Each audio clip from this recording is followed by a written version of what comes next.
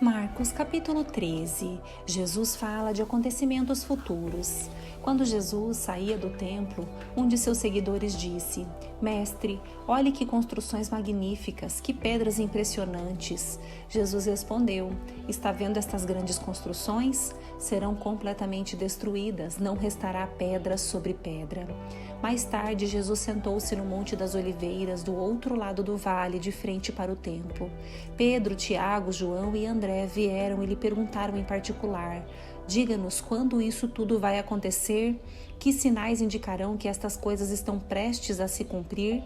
Jesus respondeu: Não deixem que ninguém os engane, pois muitos virão em meu nome, dizendo: Eu sou o Cristo, e enganarão muitos.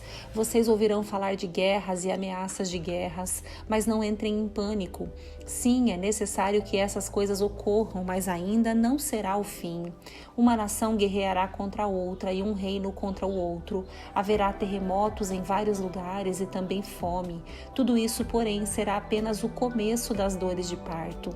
Tenham cuidado, vocês serão entregues aos tribunais e açoitados nas sinagogas.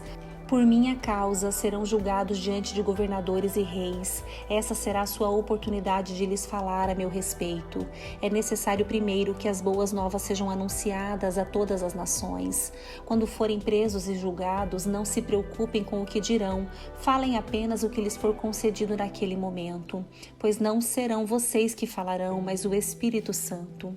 O irmão trairá seu irmão e o entregará à morte, e assim também o pai a seu próprio filho. Os filhos se rebelarão contra os pais e os matarão.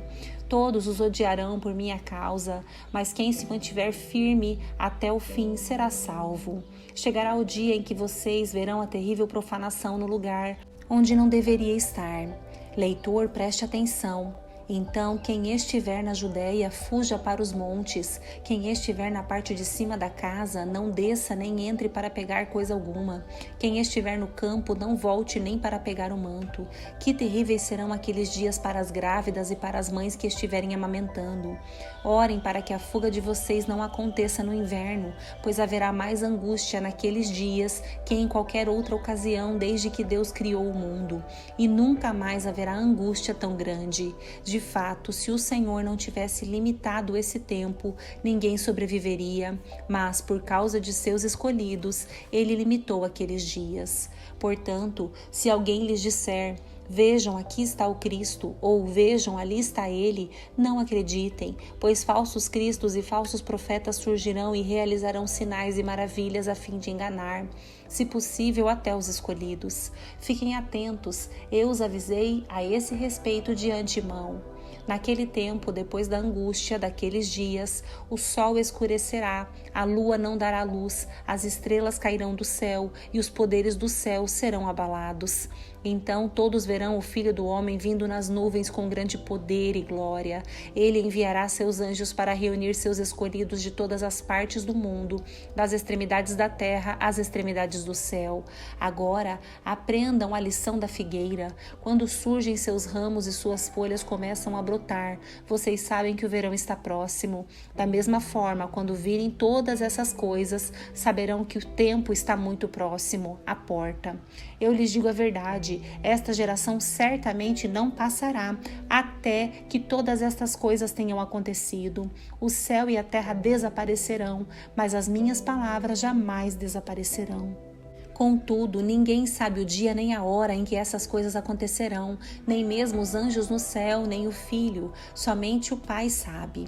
E, uma vez que vocês não sabem quando virá esse tempo, vigiem, fiquem atentos. A vinda do Filho do Homem pode ser ilustrada pela história de um homem que partiu numa longa viagem. Quando saiu de casa, deu instruções a cada um de seus servos sobre o que fazer e disse ao porteiro que vigiasse à espera de sua volta. Vocês também devem vigiar, pois não sabem quando o dono da casa voltará, à tarde, à meia-noite, de madrugada ou ao amanhecer, que ele não os encontre dormindo quando chegar sem aviso. Eu lhes digo o que digo a todos: vigiem.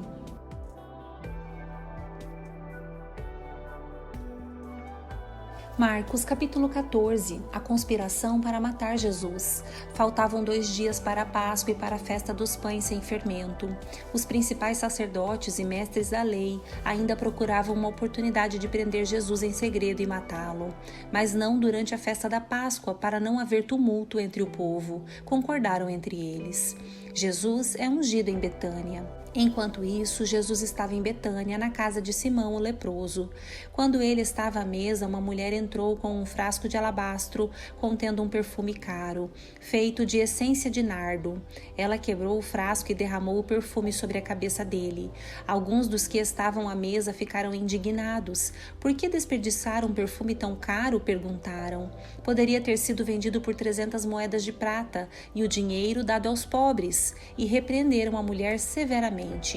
Jesus, porém, disse: Deixem-na em paz, porque a criticam por ter feito algo tão bom para mim? Vocês sempre terão os pobres em seu meio e poderão ajudá-los sempre que desejarem, mas nem sempre terão a mim. Ela fez o que podia e ungiu meu corpo de antemão para o sepultamento. Eu lhes digo a verdade: onde quer que as boas novas sejam anunciadas pelo mundo, o que esta mulher fez será contado e dela se lembrarão. Judas concorda em trair Jesus. Então Judas Iscariotes, um dos 12, foi aos principais sacerdotes para combinar de lhes entregar Jesus. Quando souberam por que ele tinha vindo, ficaram muito satisfeitos e lhe prometeram dinheiro. Então ele começou a procurar uma oportunidade para trair Jesus. A última ceia. No primeiro dia da festa dos pães sem fermento, quando o cordeiro pascal era sacrificado, os discípulos de Jesus lhe perguntaram: Onde quer que lhe preparemos a refeição da Páscoa? Ao anoitecer, Jesus chegou com os 12. Quando estavam à mesa comendo, Jesus disse: Eu lhes digo a verdade, um de vocês que está aqui comendo comigo vai me trair. Aflitos, eles protestaram: Certamente não serei eu. Jesus respondeu: É um dos 12. É alguém que come comigo da mesma tigela. Pois o Filho do Homem deve morrer, como as Escrituras declararam há muito tempo. Mas que terrível será para aquele que o trair. Para esse homem seria melhor não ter nascido. Enquanto comiam, Jesus tomou o pão e o abençoou. Em seguida, partiu-o em pedaços e deu aos seus discípulos, dizendo: Tomem, porque este é o meu corpo. Então tomou o cálice de vinho e agradeceu a Deus. Depois entregou-o aos discípulos e todos beberam. Então Jesus disse: Este é o meu sangue, que confirma a aliança. Ele é derramado como sacrifício por muitos. Eu lhes digo a verdade, não voltarei a beber vinho até aquele dia que beberei um vinho novo no reino de Deus. Então cantaram um hino e saíram para o Monte das Oliveiras. Jesus prediz a negação de Pedro. No caminho, Jesus disse: Todos vocês me abandonarão, pois as Escrituras dizem: Deus ferirá o pastor e as ovelhas serão dispersas. Mas depois de ressuscitar, irei adiante de vocês a Galileia. Pedro declarou: Mesmo que todos os outros o abandonem, eu jamais farei isso.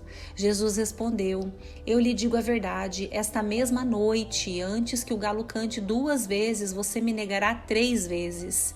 Pedro, no entanto, insistiu enfaticamente: Mesmo que eu tenha de morrer ao seu lado, jamais o negarei. E todos os outros discípulos disseram o mesmo.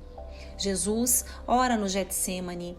Então foram a um lugar chamado Getsêmani e Jesus disse a seus discípulos: Sentem-se aqui enquanto vou orar.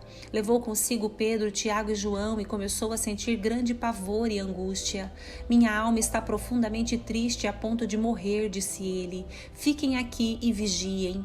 Ele avançou um pouco e curvou-se até o chão. Então orou para que, se possível, a hora que o esperava fosse afastada dele e clamou: Abba, Pai, tudo é possível para ti. Peço que afastes de mim este cálice. Contudo, que seja feita a tua vontade e não a minha. Depois voltou aos discípulos e os encontrou dormindo. Simão, você está dormindo? Disse ele a Pedro. Não podem vigiar comigo nem por 1 hora? Vigiem e orem para que não cedam à tentação, pois o espírito está disposto, mas a carne é fraca. Então os deixou novamente e fez a mesma oração de antes. Quando voltou pela segunda vez, mais uma vez encontrou os discípulos dormindo, pois não conseguiram manter os olhos abertos, eles não sabiam o que dizer. Ao voltar pela terceira vez, disse: vocês ainda dormem e descansam? Basta, chegou a hora. O Filho do Homem está para ser entregue nas mãos de pecadores. Levantem-se e vamos, meu traidor chegou. Jesus é traído e preso. No mesmo instante, enquanto Jesus ainda falava, Judas, um dos 12, chegou com a multidão armada de espadas e pedaços de pau. Tinham sido enviados pelos principais sacerdotes, mestres da lei e líderes do povo. O traidor havia combinado com eles um sinal. Vocês saberão a quem devem prender quando eu o cumprimentar com um beijo. Então poderão levá-lo em segurança. Assim que chegaram, Judas se aproximou de Jesus. Rabi, exclamou ele, e o beijou. Os outros agarraram Jesus e o prenderam. Mas um dos que estavam com Jesus puxou a espada e feriu o servo do sumo sacerdote, cortando-lhe a orelha.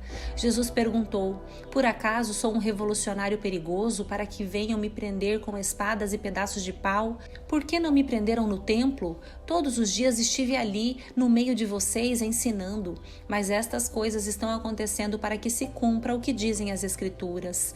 Então todos o abandonaram e fugiram. Um jovem que o seguia vestia apenas um lençol de linho.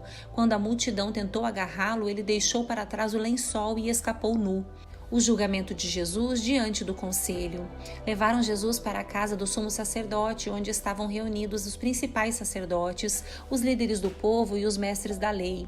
Pedro seguia Jesus de longe e entrou no pátio do sumo sacerdote. Ali levantou-se com os guardas para se aquecer junto ao fogo. Lá dentro, os principais sacerdotes e todo o conselho dos líderes do povo tentavam, sem sucesso, encontrar provas contra Jesus para que pudessem condená-lo à morte. Muitas testemunhas falsas deram depoimentos, mas elas se contradiziam. Por fim, alguns homens se levantaram e apresentaram o seguinte testemunho falso: nós o ouvimos dizer: destruirei este templo feito por mãos humanas e em 3 dias construirei outro, não feito por mãos humanas. Mas nem assim seus depoimentos eram coerentes. Então o sumo sacerdote se levantou diante dos demais e perguntou a Jesus: você não vai responder a essas acusações? O que tem a dizer em sua defesa? Jesus, no entanto, permaneceu calado e não deu resposta alguma. Então o sumo sacerdote perguntou: você é o Cristo, o Filho do Deus bendito? Eu sou, disse Jesus. E vocês verão o Filho do Homem sentado à direita do Deus poderoso e vindo sobre as nuvens do céu. Então o sumo sacerdote rasgou as vestes e disse: que necessidade temos de outras testemunhas? Todos ouviram a blasfêmia. Qual é o veredito? E todos o julgaram culpado e o condenaram à morte. Então alguns deles começaram a cuspir em Jesus. Vendaram seus olhos e lhe deram socos. Profetize para nós, zombavam. E os guardas lhe davam tapas enquanto o levavam. Pedro nega Jesus. Enquanto isso, Pedro estava lá embaixo no pátio. Uma das criadas que trabalhava para o sumo sacerdote passou por ali e viu Pedro se aquecendo junto ao fogo. Olhou bem para ele e disse: você é um dos que estavam com Jesus de Nazaré? Ele, porém, negou: não faço a menor ideia do que você está falando, disse, e caminhou em direção à saída. Naquele instante, o galo cantou. Quando a criada o viu ali, começou a dizer aos outros: este homem com certeza é um deles. Mas Pedro negou novamente. Um pouco mais tarde, alguns dos que estavam por lá confrontaram Pedro, dizendo: você deve ser um deles, pois é galileu. Ele, porém, começou a praguejar e jurou: não conheço esse homem de quem vocês estão falando. E no mesmo instante, o galo cantou pela segunda vez. Então Pedro se lembrou das palavras de Jesus: antes que o galo cante 2 vezes, você me negará 3 vezes. E começou a chorar.